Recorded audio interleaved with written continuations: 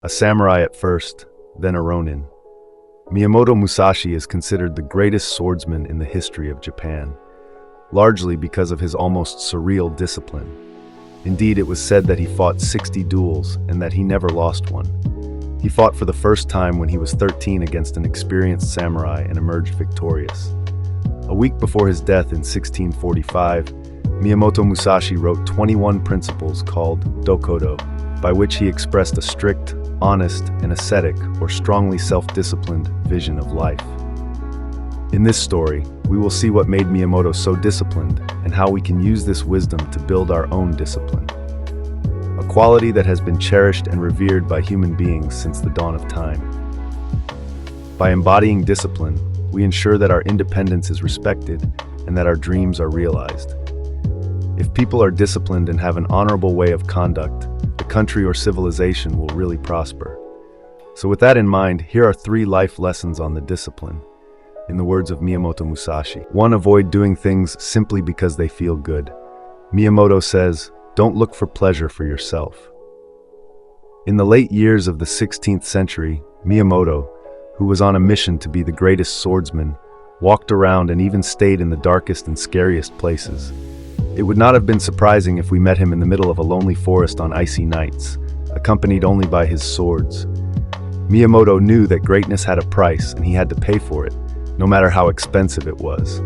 From an early age, he sacrificed the typical desires and the path of comfort in order to focus on what he wanted to become and to remain faithful to the path he intended to follow. He found the search for a luxurious house, good food, and embarrassing fanciful goods. Now, let's imagine a version of Miyamoto who decides to indulge in these pleasures that do not serve his general objectives. Waking up late every day or regularly eating rich dishes that have no food. Do you think he would have gone far by developing his skills and becoming the greatest swordsman in the history of feudal Japan? Probably not. Today, in an always stimulating world, there is an abundance of pleasures, which for many brings with it a lack of meaning. And according to many greats in the history of mankind, having a meaning is what makes us really happy. In the modern world, instant pleasure has never been so accessible. But the sad reality is that constantly indulging in pleasures does not lead to happiness. This can lead to a feeling of emptiness and even dependence in extreme cases. All you have to do is take your phone out of your pocket to get the instant dopamine shot we all want. In the economy of the modern attention-oriented world, pleasure is one of the most valuable currencies. You are almost never out of sight. Whatever you do, there is always someone, a product or a service that hides in the background, attracting you to false promises of happiness. Today, pleasure is so easily accessible that it is almost scary. The antidote of pleasure is the meaning, believing in something that really dictates your days in a way that can only move you forward. No matter the temptation, no matter the pleasures that surround you, we must turn to those who manage to find meaning and fight pleasures like Miyamoto. Miyamoto felt that indulging in pleasure steals our time, because time, well spent, is when you do something that matters, and this feeling has no equal. Regarding Miyamoto, even if you complicate all the pleasures of life, it still does not correspond to the feeling of achieving a major goal. Doing what matters will always be the true source of happiness. Imagine how proud you would feel if you managed, for example, to read every day for at least 15 minutes for an entire year. Imagine yourself with a healthy body after training hard for months and months. Just think of the day when all your efforts to start your business finally pay off, and when you will start to see customers coming in numbers. How is the ephemeral happiness generated by short-term pleasure really right next to the happiness that results from fulfillment? Imagine that the next time you will feel the temptation to take your phone instead of doing the less immediately pleasant thing you really want to do. 2. Focus on one thing and broaden your horizon on it. In the words of Miyamoto, practice and understand the realization that by knowing a meaning, you know 1,000. Miyamoto has dedicated his life to mastering the sword. When he was younger, he trained himself from dusk to dawn, recklessly, and pushed his limits further and further. In fact, he left his native village at the age of 15 or 16, to travel the country and learn from the best masters and challenge any fighter who had the reputation of fighting in a duel for a quest that, surprisingly, would never see him rise to the task and lose. Miyamoto was not afraid of any. His aspirations were not comparable to any, and thanks to his irreproachable and reckless training, his skills became unparalleled.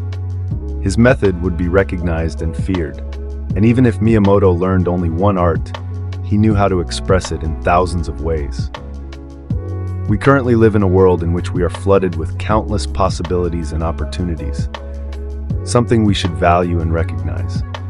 And so we might think that sooner or later, everyone finds the right opportunity that is aligned with their own aspirations wins, and that in the end, everyone is fulfilled. But the reality is rarely that simple. Indeed, these many possibilities can often give rise to even greater anxieties. So often, in fact, there is even a term for it: paralysis of the decision. It's like when you enter a self-service buffet. You have the right to put what you want on your plate, and at first, your enthusiasm is immeasurable. But the more you think about what's really in the buffet, the more anxious you become. Indeed, many delicious dishes can be prepared for you, but the human stomach is only so big. So you use some of this and take some of it to have a big messy plate at the end that you can't even finish, let alone taste it properly. With everything on the plate mixed while you eat in your attempt not to miss anything, everything becomes a confusing and unpleasant mess, and you are left to look at an empty plate. And that's exactly what's happening in the world right now. People are often disoriented in the face of many opportunities they encounter, unable to filter them and focus on just one. Many people also think they can be good at everything, so they jump from one skill to another. But as they lack patience and concentration to reach a level of deep understanding, they eventually give up completely, giving up this opportunity. And so they are depressed, wondering why they never reached the level they wanted. Decide that this is the way to do it and move on to the next activity. And so the cycle starts again.